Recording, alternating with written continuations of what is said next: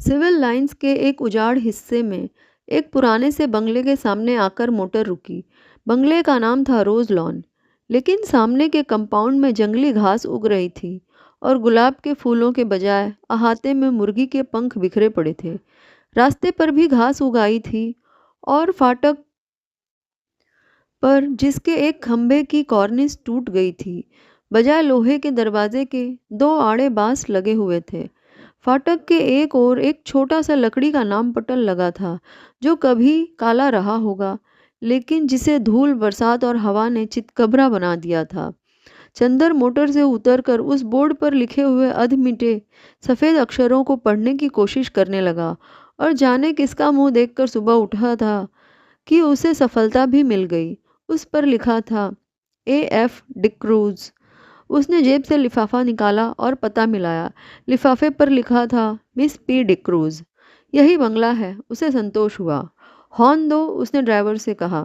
Driver ने horn दिया, लेकिन किसी का बाहर आना तो दूर, एक मुर्गा जो अहाते में कुड़कुड़ा रहा था, उसने मुड़कर बड़े संदेह और अविश्वास से चंदर की ओर देखा और उसके बाद पंख फड़फड़ाते हुए, चीखते हुए जान छोड़कर भागा। बड़ा मनहूस बंगला है, यहाँ आदमी रहते हैं या प्रेत? कपूर ने ऊब कर कहा और ड्राइवर से बोला, जाओ तुम, हम अंदर जाकर देखते हैं। अच्छा हुजूर, सुधा बीबी से क्या कह देंगे? कह देना पहुंचा दिया। कार मुड़ी और कपूर बांस फांदकर अंदर गया। आगे का पोर्टिको खाली पड़ा था और नीचे की जमीन ऐसी थी जैसे कई साल से उस बंगले में कोई सवारी गाड़ी ना आई हो। वह बरामदे में गया, दरवाजे बंद थे और उन पर धूल जमी थी। एक जगह चौखट और दरवाजे के बीच में मकड़ी ने जाला बुना रखा था। यह बंगला खाली है क्या?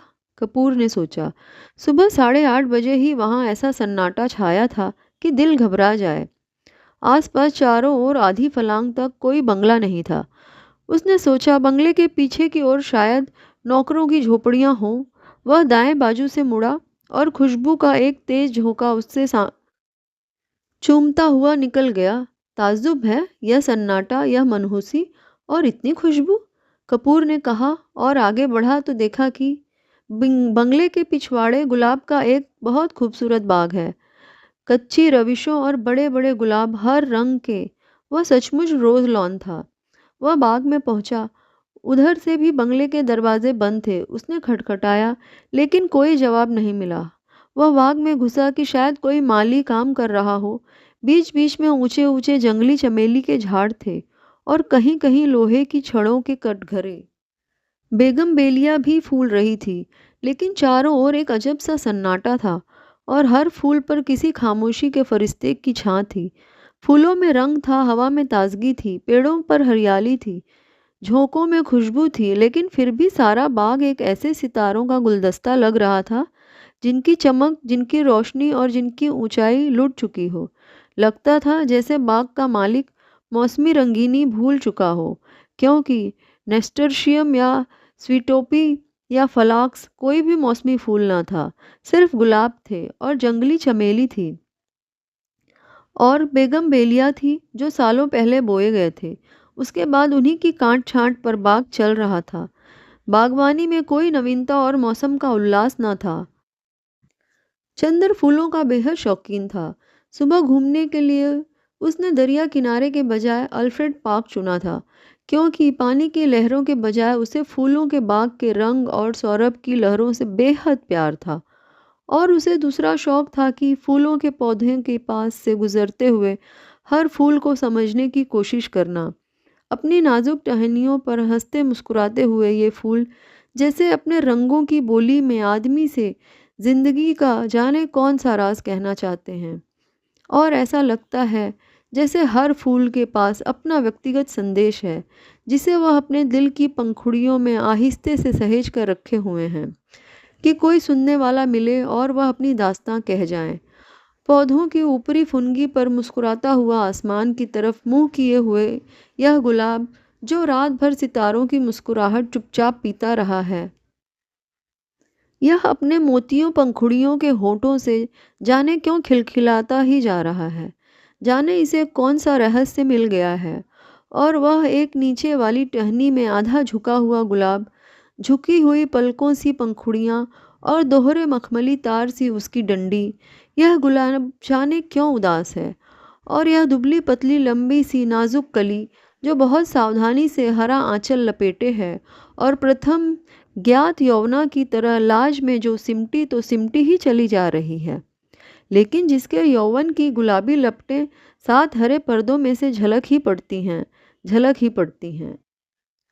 और फारस के शहजादे जैसा शान से खिला हुआ पीला गुलाब, उस पीले गुलाब के पास आकर चंदर रुक गया और झुककर देखने लगा। कार्तिक पूनों के चांद से झरने वाले अमृत को पीने के लिए व्याकुल किसी सुकुमार भावुक परी की फैली हुई अंजलि के बराबर बड़ा सा वह फूल जैसे रोशनी बिखेर रहा था। बेगम बेलिया के कुंज से छन कर आने वाली तोता पंखी धूप ने जैसे उस पर धान पान की तरह खुशनुमा हरियाली बिखेर दी थी। चंदर ने सोचा उसे तोड़ लें, लेकिन हिम्मत न पड़ी। वह सर झुका के उसे सूंघ ही ले। सूंघने के इरादे से उसने हाथ बढ़ाया ही था कि किसी ने पीछे से गरज कर कहा, here you are, I have caught red handed today. यह तुम हो, आज तुम्हें मौके पर पकड़ पाया हूँ। और उसके बाद किसी ने अपने दोनों हाथों में जकड़ लिया और उसकी गर्दन पर सवार हो गया। वह उछल पड़ा और अपने को छुड़ाने की कोशिश करने लगा। एक अव्यक्त भय और एक सिहरन में उसके हाथ पांव ढीले हो गए, लेकिन उसने हिम्मत करके अपना एक हाथ छुड़ा लिया और मुड़कर देखा तो एक बहुत कमज़ोर बीमार सा पीली आंखों वाला गोरा उसे पकड़े हुए था। चंदर के दूसरे हाथ को फिर पकड़ने की कोशिश करता हुआ वह हाँफता हुआ बोला, रोज रोज यहाँ से फूल गायब होते थे, मैं कहता था कौन ले जाता है। वह हाँफता जा रहा था, आज मैंने पकड़ा तुम्हें। रोज चुपके से चले जाते थे। वह चंदर को कसकर पकड़े था, लेकिन उस बीमार गोरे की सांस जैसे छूटी जा रही थी। चंदर ने उसे झटका देकर ढकेल दिया और डांट कर बोला, क्या मतलब है तुम्हारा, पागल? पागल है क्या?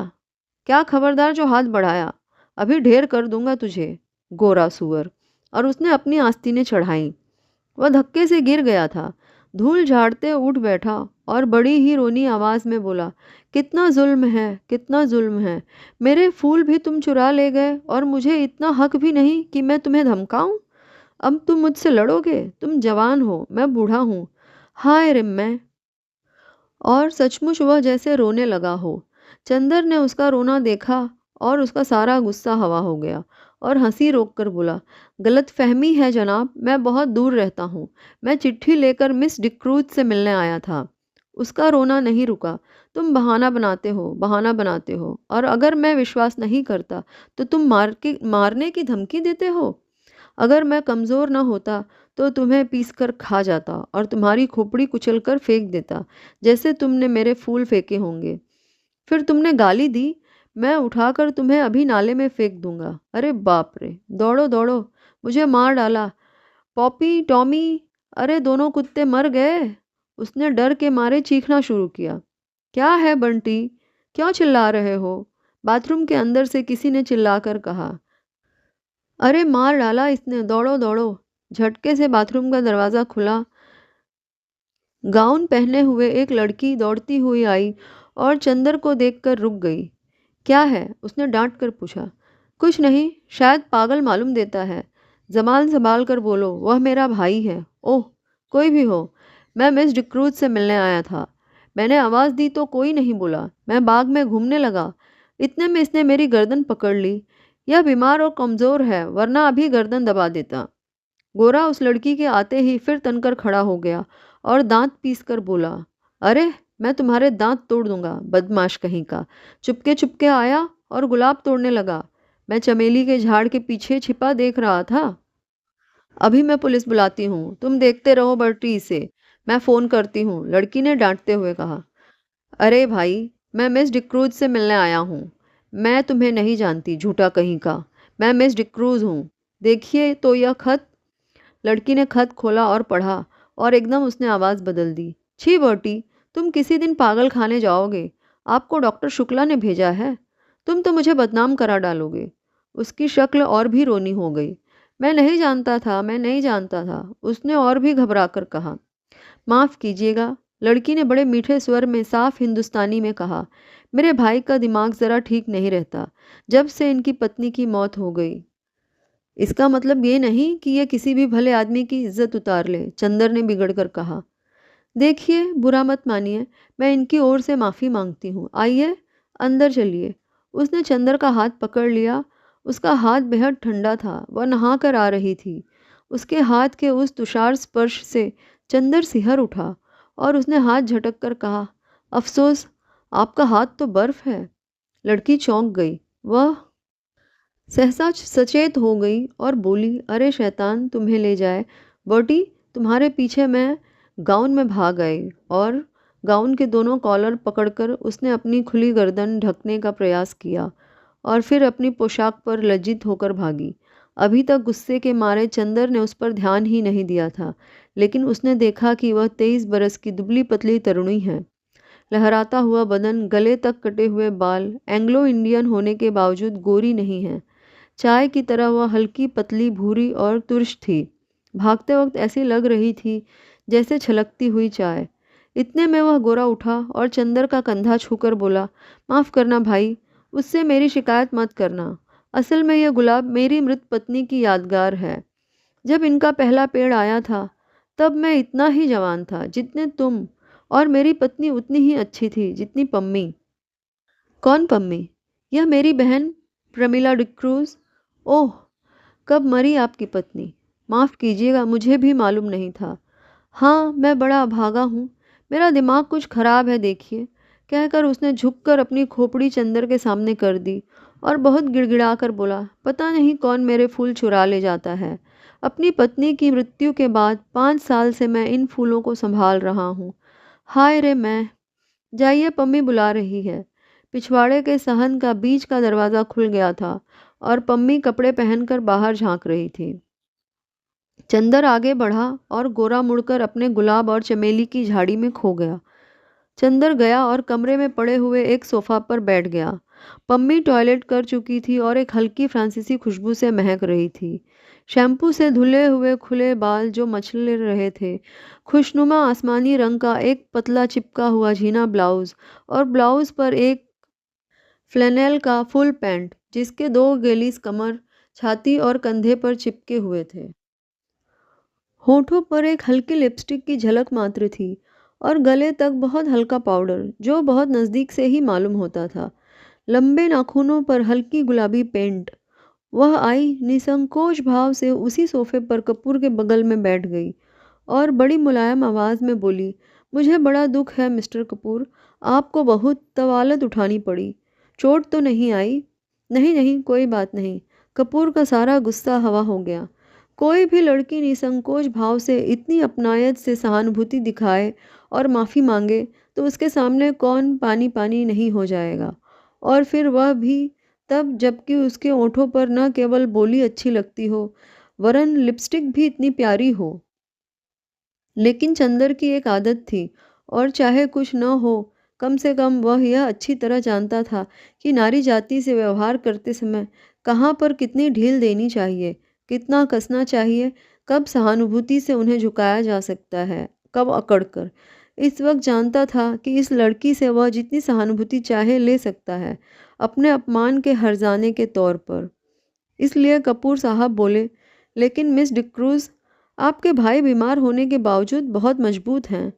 उफ़, गर्दन पर जैसे अभी तक जलन हो रही है। ओहो! सचमुच मैं शर्मिंदा हूँ, देखूँ? और कॉलर हटाकर उसने गर्दन पर अपनी बर्फीली अंगुलियाँ रख दी। लाइए लोशन मल दूँ मैं? धन्यवाद धन्यवाद, इतना कष्ट न कीजिए, आपकी अंगुलियाँ गंदी हो जाएंगी, कपूर ने बड़ी शालीनता से कहा। पम्मी के होठों पर एक हल्की सी मुस्कुराहट, आंखों में हल्की सी लाज और वक्ष में एक हल्का सा कंपन दौड़ गया। यह वाक्य कपूर ने चाहे शरारत में ही कहा हो, लेकिन कहा इतने शांत और संयत स्वरों में कि पम्मी कुछ प्रतिवाद भी न कर सकी। और फिर 6 बरस से 60 बरस तक की कौन ऐसी स्त्री है जो अपने रूप की प्रशंसा पर बेहोश न हो जाए। अच्छा लाइए, वह स्पीच कहाँ है जो मुझे टाइप करनी है? उसने विषय बदलते हुए कहा। यह लीजिए, कपूर ने दे दी। यह तो मुश्किल से 3-4 घंटे का काम है। और पम्मी स्पीच को उलट-पुलट कर देखने लगी। माफ़ कीजिएगा, अगर मैं कुछ व्यक्तिगत सवाल पूछूं, क्या आप टाइपिस्ट हैं? कपूर ने बहुत शिष्टता से पूछा। जी नहीं, पम्मी ने उन्हीं कागज़ों पर नज़र गड़ाते हुए कहा। मैंने कभी टाइपिंग और शॉर्टहैंड सीखी थी और तब मैं सीनियर कैम्ब्रिज पास करके यूनिवर्सिटी गई थी। यूनिवर्सिटी मुझे छोड़नी पड़ी क्योंकि मैंने अपनी शादी कर ली। अच्छा, आपके पति कहाँ हैं? रावलपिंडी में, आर्मी में। लेकिन फिर आप डिक्रूज़ क्यों लिखती हैं? और फिर मिस? क्योंकि हम लोग अलग हो गए हैं।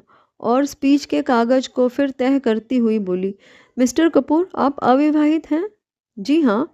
और विवाह करने का इरादा तो नहीं रखते? नहीं। बहुत अच्छे। तब तो हम लोगों से निभ जाएगी। मैं शादी से बहुत नफ़रत करती हूँ। शादी अपने को दिया जानलेवा सबसे बड़ा धोखा है। देखिए, ये मेरे भाई हैं ना, कैसे पीले और बीमार से हैं। ये पहले बड़े तंदुरुस्त और टेनिस में प्रांत के अच्छे खिलाड़ियों में से थे। एक बिशप की दुबली पतली भावुक लड़की से इन्होंने शादी कर ली और उसे बेहद प्यार करते थे। सुबह शाम दोपहर रात कभी उसे अलग नहीं होने देते थे। हनीमून के लिए उसे लेकर सिलोन गए थे। वह लड़की बहुत कलाप्रिय थी, बहुत अच्छा नाचती थी, बहुत अच्छा गाती थी और खुद गीत लिखती थी। यह गुलाब का बाग उसी ने बनवाया था और इन्हीं के बीच में दोनों बैठकर घंटों गुजार देते थे। कुछ दिनों बाद दोनों में झगड़ा हुआ। क्लब में बॉल डांस था और उस दिन वह लड़की बहुत अच्छी लग रही थी, बहुत अच्छी। डांस के वक्त इनका आवेश में उसकी अंगुलियां जोर से दबा दी। वह चीख पड़ी और सभी इन लोगों को देखकर हंस पड़े। वह घर आई और बहुत बिगड़ी। बोली, आप नाच रहे थे या टेनिस का मैच खेल रहे थे? मेरा हाथ था या टेनिस का रैकेट? इस बात पर बर्टी भी बिगड़ गया और उस दिन से जो इन लोगों में खटकी तो फिर कभी न बनी। धीरे धीरे वह लड़की एक सर्जन को प्यार करने लगी। बर्टी को इतना सदमा हुआ कि वह बीमार पड़ गया। लेकिन बर्टी ने तलाक नहीं दिया, उस लड़की से कुछ कहा भी नहीं और उस लड़की ने सर्जन से प्यार जारी रखा, लेकिन बीमारी में बर्टी की बहुत सेवा की। बर्टी अच्छा हो गया। उसके बाद उसको एक बच्ची हुई और उसी में वह मर गई। हालांकि हम लोग सब जानते हैं कि वह बच्ची उस सर्जन की थी, लेकिन बर्टी को यकीन नहीं होता कि वह सर्जन का प्यार करती थी। वह कहता है, या दूसरे को प्यार करती होती तो मेरी इतनी सेवा कैसे कर सकती थी भला। उस बच्ची का नाम बर्टी ने रोज़ रखा और उसे लेकर दिन भर उन्हीं गुलाब के पेड़ों के बीच में बैठा रहता था, जैसे अपनी पत्नी को लेकर बैठता था। 2 साल बाद बच्ची को सांप ने काट लिया, वह मर गई। तब से बर्टी का दिमाग ठीक नहीं रहता। खैर, जाने दो। आइए अपना काम शुरू करें। चलिए अंदर के स्टडी रूम में चलें। चलिए, चंदर बोला और पम्मी के पीछे पीछे चल दिया। मकान बहुत बड़ा था और पुराने अंग्रेज़ों के ढंग पर सजा हुआ था। बाहर से जितना पुराना और गंदा नज़र आता था, अंदर से उतना ही आलीशान और सुथरा। ईस्ट इंडिया कंपनी के ज़माने की छाप थी अंदर। यहाँ तक कि बिजली लगने के बावजूद अंदर पुराने बड़े बड़े हाथ से खींचे जाने वाले पंखे लगे थे। 2 कमरों को पार कर वे लोग स्टडी रूम में पहुंचे। बड़ा सा कमरा जिसमें चारों तरफ अलमारियों में किताबें सजी हुई थी। 4 कोनों में 4 मेजें लगी हुई थीं, जिनमें कुछ बस्ट और कुछ तस्वीरें स्टैंड के सहारे रखी हुई थी। एक अलमारी के नीचे खाने में टाइपराइटर रखा था। पम्मी ने बिजली जला दी और टाइपराइटर खोलकर साफ करने लगी। चंदर घूमकर किताबें देखने लगा। एक कोने में कुछ मराठी की किताबें रखी थी। उसे बड़ा ताज्जुब हुआ। अच्छा पम्मी, ओह माफ़ कीजिएगा, मिस डिक्रूज़। नहीं, आप मुझे पम्मी पुकार सकते हैं। मुझे यही नाम अच्छा लगता है। हाँ, क्या पूछ रहे थे आप? क्या आप मराठी भी जानती हैं? नहीं, मैं तो नहीं। मेरी नानी जी जानती थी। क्या आपको डॉक्टर शुक्ला ने हम लोगों के बारे में कुछ नहीं बताया? नहीं, कपूर ने कहा। अच्छा, ताज्जुब है, पम्मी बोली। आपने ट्रेनाली डिक्रूज़ का नाम सुना है ना? हाँ हाँ, डिक्रूज़, जिन्होंने कौशाम्बी की खुदाई करवाई थी। वह तो बहुत बड़े पुरातत्ववेत्ता थे। कपूर ने कहा। हाँ वही। वह मेरे सगे नाना थे और वह अंग्रेज नहीं थे, मराठा थे। और उन्होंने मेरी नानी से शादी की थी, जो एक कश्मीरी ईसाई महिला थी। उनके कारण भारत में उन्हें ईसाईयत अपनानी पड़ी। यह मेरे नाना का ही मकान है और अब हम लोगों को मिल गया है। डॉक्टर शुक्ला के दोस्त मिस्टर श्रीवास्तव बैरिस्टर हैं ना, वे हमारे खानदान के अटर्नी थे। उन्होंने और डॉक्टर शुक्ला ने ही यह जायदाद हमें दिलवाई। लीजिए, मशीन तो ठीक हो गई। उसने टाइपराइटर में कार्बन और कागज़ लगाकर कहा। लाइए निबंध। इसके बाद घंटे भर तक टाइपराइटर नहीं रुका। कपूर ने देखा कि यह लड़की, जो व्यवहार में इतनी सरल और स्पष्ट है, फैशन में इतनी नाजुक और शौकीन है, काम करने में उतनी ही मेहनती और तेज भी है। उसकी उंगलियां मशीन की तरह चल रही थीं और तेज इतनी कि 1 घंटे में उसने लगभग आधी पांडुलिपि टाइप कर डाली। ठीक 1 घंटे के बाद उसने टाइपराइटर बंद कर दिया। बगल में बैठे हुए कपूर की ओर झुककर कहा, अब थोड़ी देर आराम। और अपनी उंगलियां चटकाने के बाद वह कुर्सी खसका कर उठी और एक भरपूर अंगड़ाई ली। उसका अंग अंग धनुष की तरह झुक गया। उसके बाद कपूर के कंधे पर बेतकल्लुफ़ी से हाथ रखकर बोली, क्यों, एक प्याला चाय मंगवाई जाए? मैं तो पी चुका हूँ, लेकिन मुझसे तो काम होने से रहा, अब बिना चाय के। पम्मी एक अल्हड़ बच्चों की तरह बोली और अंदर चली गई। कपूर ने टाइप किए हुए कागज़ उठाए और कलम निकालकर उनकी गलतियां सुधारने लगा। चाय पीकर थोड़ी देर में पम्मी वापस आई और बैठ गई। उसने एक सिगरेट केस कपूर के सामने किया। धन्यवाद, मैं सिगरेट नहीं पीता। अच्छा, ताज्जुब है। आपकी इजाज़त हो तो मैं सिगरेट पी लूँ? क्या आप सिगरेट पीती हैं? छी, पता नहीं क्यों औरतों का सिगरेट पीना मुझे बहुत ही नापसंद है। मेरी तो मजबूरी है मिस्टर कपूर। मैं यहाँ के समाज में मिलती जुलती नहीं। अपने विवाह और अपने तलाक के बाद मुझे एंग्लो इंडियन समाज से नफ़रत हो गई है। मैं अपने दिल से हिंदुस्तानी हूँ, लेकिन हिंदुस्तानियों में घुलना मिलना हमारे लिए संभव नहीं। घर में अकेली रहती हूँ। सिगरेट और चाय से तबीयत बदल जाती है। किताबों का मुझे शौक़ नहीं। तलाक के बाद आपने पढ़ाई जारी क्यों नहीं रखी? कपूर ने पूछा। मैंने कहा ना कि किताबों का मुझे शौक़ नहीं बिल्कुल, पम्मी बोली, और मैं अपने को आदमियों में घुलने फिरने के लायक नहीं पाती। तलाक के बाद साल भर तक मैं अपने घर में बंद रही, मैं और बर्टी। सिर्फ बर्टी से बात करने का मौका मिला। बर्टी मेरा भाई, वह भी बीमार और बूढ़ा। कहीं कोई तकल्लुफ़ की गुंजाइश नहीं। अब मैं हर एक से बेतकल्लुफ़ी से बात करती हूँ तो लोग मुझ पर हंसते हैं। कुछ लोग मुझे सभ्य समाज के लायक नहीं समझते, कुछ लोग उसका गलत मतलब निकालते हैं। इसलिए मैंने अपने को अपने बंगले में ही कैद कर लिया है। अब आप ही हैं। आज पहली बार मैंने देखा आपको। मैं समझी ही नहीं कि आपसे कितना दुराव रखना चाहिए। अगर आप भले मानस न हो तो आप इसका गलत मतलब निकाल सकते हैं। अगर यही बात हो तो, कपूर हंसकर बोला, संभव है कि मैं भले मानस बनने के बजाय गलत मतलब निकालना ज़्यादा पसंद करूं? तो संभव है मैं मजबूर होकर आपसे भी न मिलूं? पम्मी गंभीरता से बोली। नहीं मिस डिक्रूज़। नहीं, आप पम्मी कहिए, डिक्रूज़ नहीं। पम्मी सही, आप गलत ना समझें, मैं मजाक कर रहा था। कपूर बोला। उसने इतनी देर में समझ लिया था कि यह साधारण ईसाई छोकरी नहीं है। इतने में बर्टी लड़खड़ाता हुआ हाथ में धूल सना खुरपा लिए आया और चुपचाप खड़ा हो गया और अपनी धुंधली पीली आंखों से एकटक कपूर को देखने लगा। कपूर ने एक कुर्सी खिसका कर दी और कहा, आइए। पम्मी उठी और बर्टी के कंधे पर एक हाथ रखकर उसे सहारा देकर कुर्सी पर बिठा दिया। बर्टी बैठ गया और आंखें बंद कर ली। उसका बीमार कमज़ोर व्यक्तित्व जाने कैसा लगता था कि पम्मी और कपूर दोनों चुप हो गए। थोड़ी देर बाद बर्टी ने आंखें खोली और बहुत करुण स्वर में बोला, पम्मी, तुम नाराज़ हो? मैंने जानबूझकर तुम्हारे मित्र का अपमान नहीं किया था। अरे नहीं, पम्मी ने उठकर बर्टी का माथा सहलाते हुए कहा। मैं तो भूल गई और कपूर भी भूल गए। अच्छा, धन्यवाद पम्मी। अपना हाथ इधर लाओ। और वह पम्मी के हाथ पर सिर रखकर पड़ रहा और बोला, मैं कितना अभागा हूँ, कितना अभागा। अच्छा पम्मी, कल रात को तुमने सुना था? वो आई थी और पूछ रही थी, बर्टी, तुम्हारी तबीयत अब ठीक है? मैंने झट अपनी आंखें ढक ली कि कहीं आंखों का पीलापन देख न ले। मैंने कहा, तबीयत अब ठीक है, मैं अच्छा हूँ, तो उठी और जाने लगी। मैंने पूछा कहाँ चली, तो बोली सर्जन के साथ ज़रा क्लब जा रही हूँ। तुमने सुना था पम्मी? कपूर स्तब्ध सा उन दोनों की ओर देख रहा था। पम्मी ने कपूर को आंखों का इशारा करते हुए कहा, हाँ हमसे मिली थी वह, लेकिन बर्टी वह सर्जन के साथ नहीं गई थी। हाँ तब? बर्टी की आंखें चमक उठी और उसने उल्लास भरे स्वर में पूछा। वह बोली, बर्टी के ये गुलाब सर्जन से ज़्यादा प्यारे हैं। पम्मी बोली, अच्छा? मुस्कुराहट से बर्टी का चेहरा खिल उठा।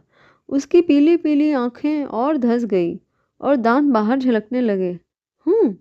क्या कहा उसने? उसने कहा ये गुलाब सर्जन से ज़्यादा प्यारे हैं।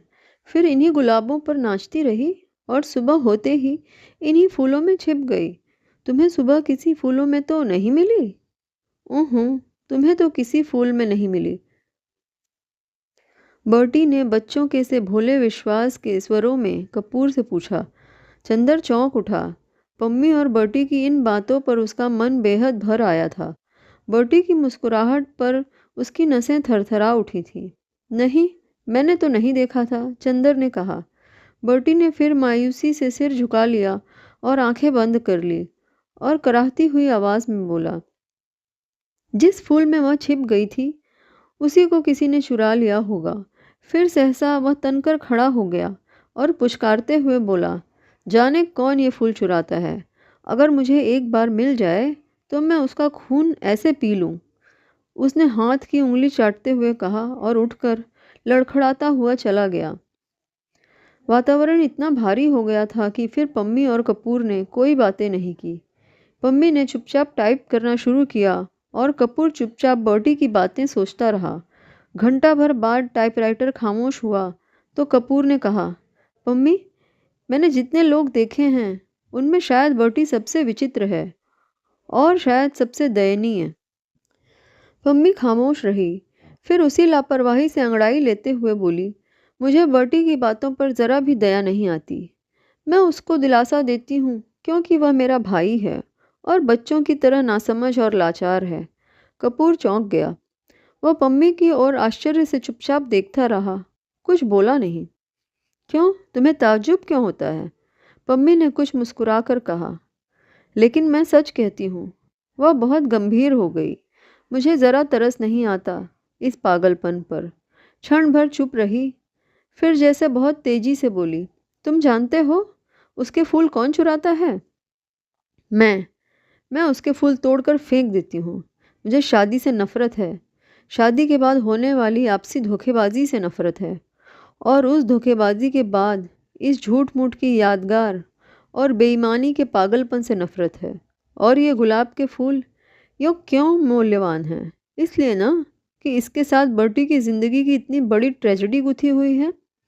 अगर एक फूल के खूबसूरत होने के लिए आदमी की ज़िंदगी में इतनी बड़ी ट्रेजेडी आना ज़रूरी है तो लानत है उस फूल की खूबसूरती पर। मैं उससे नफ़रत करती हूँ। इसलिए मैं किताबों से नफ़रत करती हूँ। एक कहानी लिखने के लिए कितनी कहानियों की ट्रेजेडी बर्दाश्त करनी होती है। पम्मी चुप हो गई। उसका चेहरा सुर्ख हो गया था। थोड़ी देर बाद उसका तैश उतर गया और वह अपने आवेश पर खुद शर्मा गई। उठकर वह कपूर के पास गई और उसके कंधों पर हाथ रखकर बोली, बर्टी से मत कहना, अच्छा? कपूर ने सिर हिलाकर स्वीकृति दी और कागज समेटकर खड़ा हुआ। पम्मी ने उसके कंधों पर हाथ रखकर उसे अपनी ओर घुमाकर कहा, देखो, पिछले 4 सालों से मैं अकेली थी और किसी दोस्त का इंतज़ार कर रही थी। तुम आए और दोस्त बन गए, तो अब अक्सर आना। हाँ, अच्छा, कपूर ने गंभीरता से कहा। डॉक्टर शुक्ला से मेरा अभिवादन कहना, कभी यहाँ ज़रूर आएं। आप कभी चलिए वहाँ, उनकी लड़की हैं, आप उससे मिलकर खुश होंगी।